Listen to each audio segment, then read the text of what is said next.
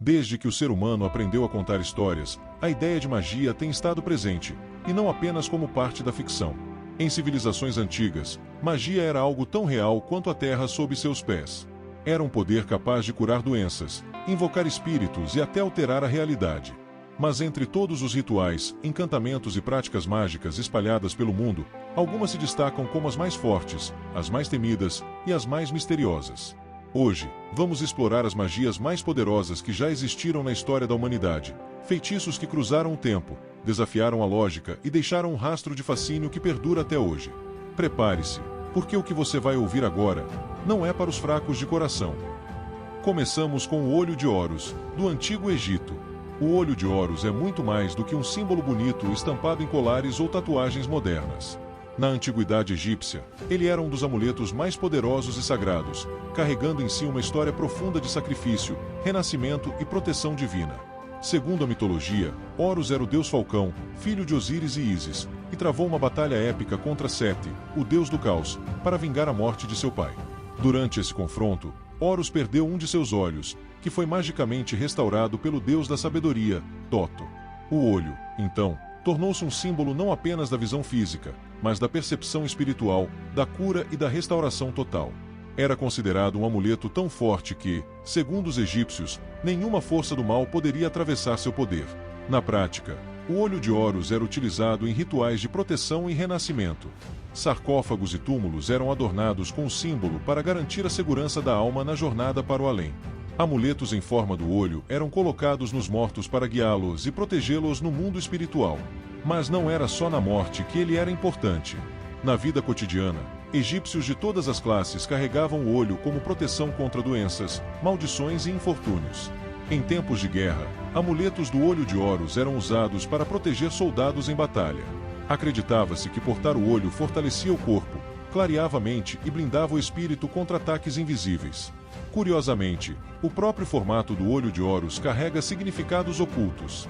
Ele é dividido em 6 partes, cada uma representando um dos sentidos humanos: visão, audição, olfato, paladar, tato e pensamento.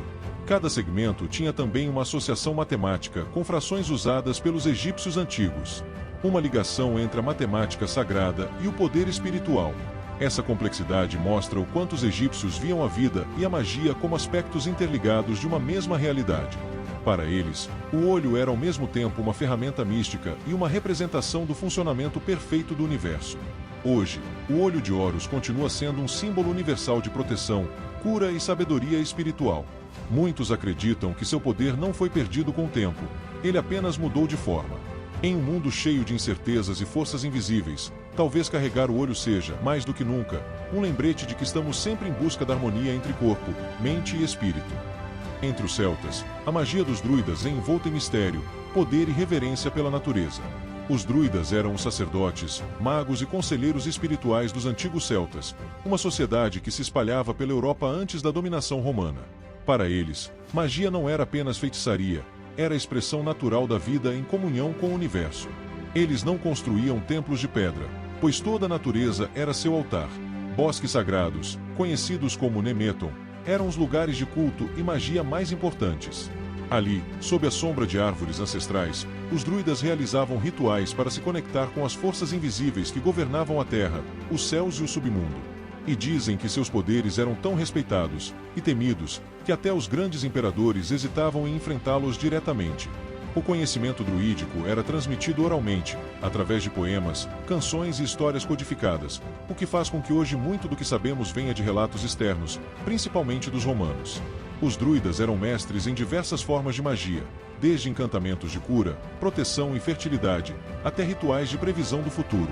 Eles entendiam as plantas como seres vivos cheios de energia mágica, capazes de curar ou de envenenar. O visco, especialmente o que crescia em carvalhos, era considerado uma planta sagrada e carregava um poder extraordinário de proteção e renovação. Quando colhido sob rituais específicos, o visco se tornava um talismã contra qualquer maldição, peste ou desgraça que pudesse ameaçar a tribo.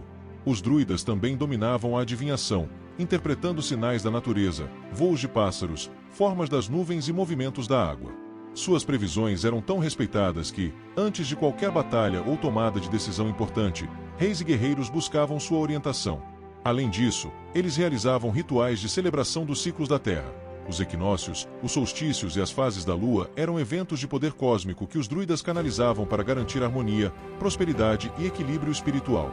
Em suas cerimônias, acreditava-se que eles podiam abrir portais para outros mundos, se comunicando com deuses, espíritos ancestrais e seres elementais invisíveis ao olhar comum.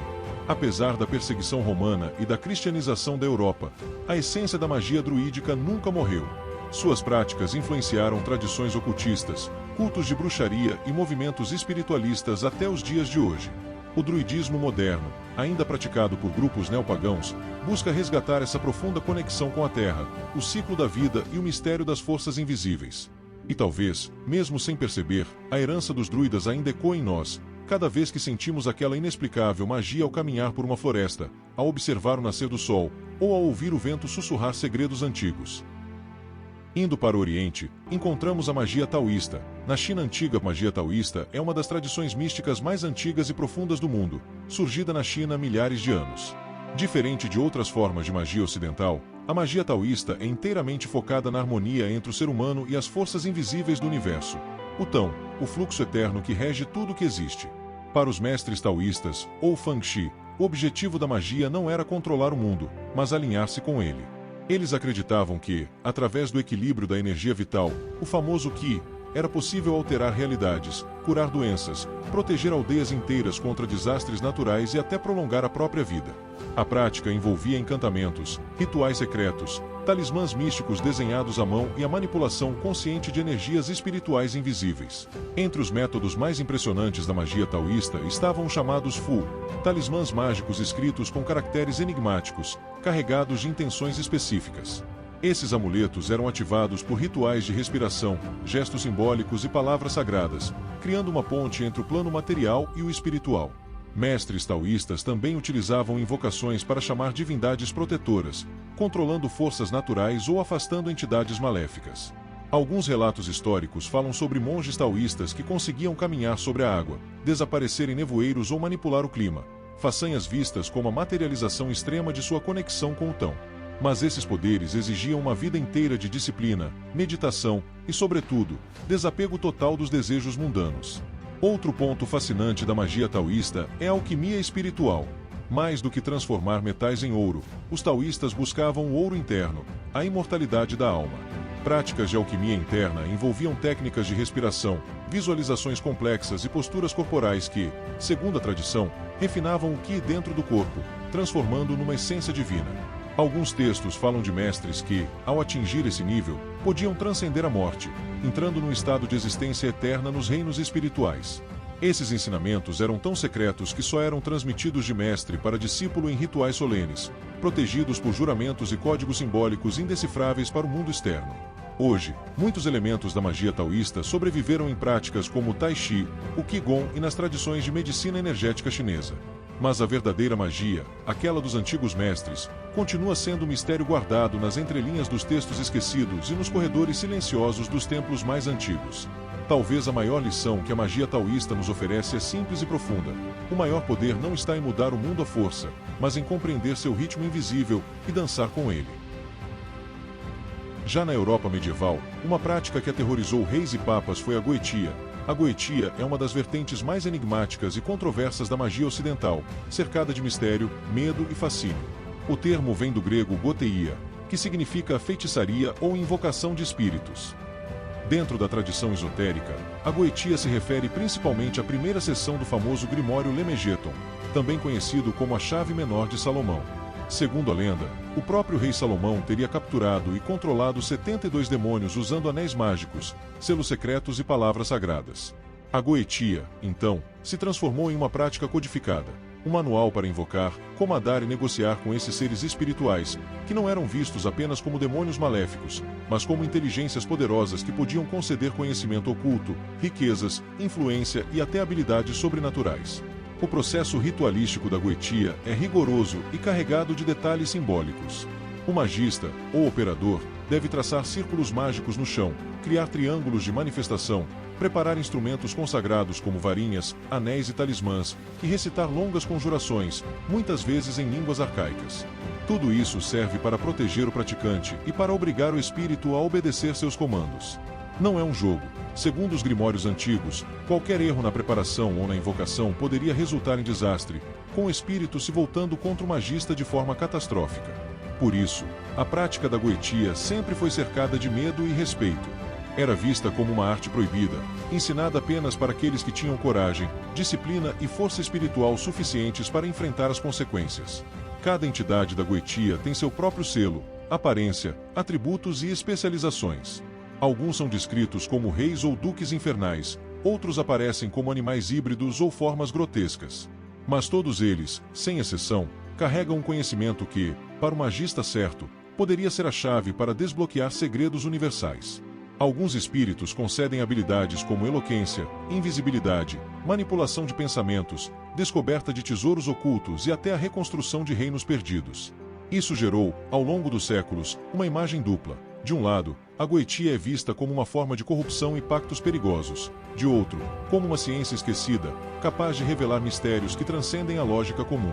Hoje, a goetia continua a influenciar profundamente a cultura popular, literatura e até práticas ocultistas modernas. Filmes, séries e livros de fantasia frequentemente fazem referência a seus rituais e entidades.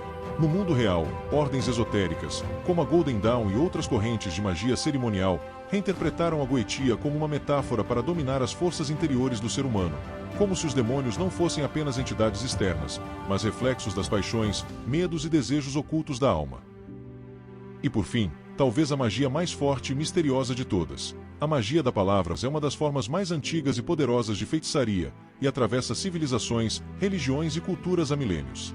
Desde os primórdios da humanidade, palavras foram vistas como algo mais do que simples sons, eram forças vivas, capazes de criar, destruir, curar ou amaldiçoar. Em muitas tradições antigas, acreditava-se que o próprio universo foi criado através de uma palavra sagrada pronunciada pelos deuses.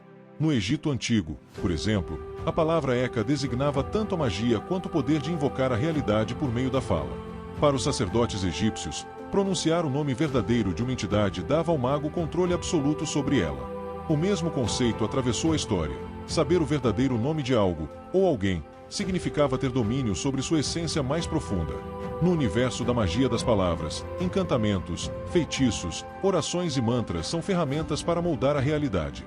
Cada som, cada sílaba, carrega uma vibração que ressoa nos diferentes níveis da existência.